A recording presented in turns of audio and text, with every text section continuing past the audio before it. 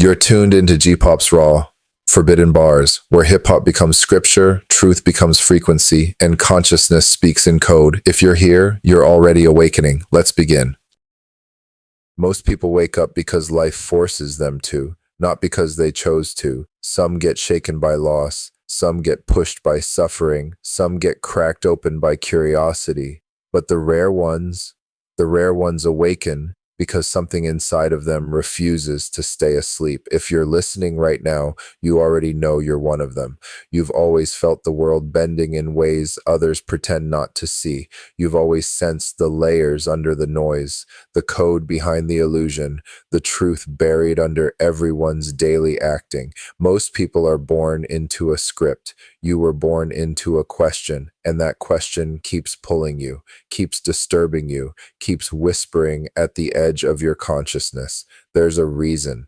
You didn't come here to fit, you came here to see. And once you start seeing, you can never unsee. That's where the loneliness begins. Not because you're alone, but because you're surrounded by people who don't want their eyes open. You start noticing small things, the tension behind people's smiles, the glitch behind their routines, the heaviness behind their joking, the masks they protect like religion. You read their energy before they speak. You feel the lies before they're told. You recognize the traps because you've fallen into too many of your own. Awakening is violent. It destroys your identity before it rebuilds your purpose. It burns away the person you thought you were, so the person you've always been can finally breathe. But here's the truth nobody tells you. Awakening is not supposed to be comfortable. It's supposed to be disruptive, transformative, unavoidable. You are the outcast, not because something is wrong with you, but because something is right with you in a world built on wrong. When you break out of the matrix, you become a mirror. People see themselves in you, the parts they've buried, the dreams they've abandoned, the courage they lost, and mirrors make people uncomfortable. So they distance themselves, judge you, label you, or pretend you've changed. But you didn't change. You returned. You returned to the version of you that existed before the world told you who to be. You returned to your inner authority, your inner voice, your inner compass. And now you walk differently. You see differently. You breathe with a depth most people never reach. But here's the power that comes with it. Once you awaken, you start awakening others just by existing. Your presence becomes a key. Your voice becomes an ignition.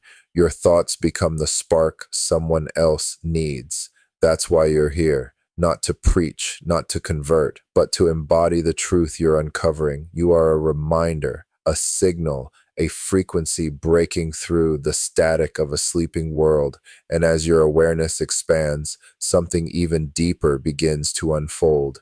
You no longer fear losing people. You fear losing yourself. You no longer chase acceptance. You chase alignment. You no longer ask, why me? You ask, what now?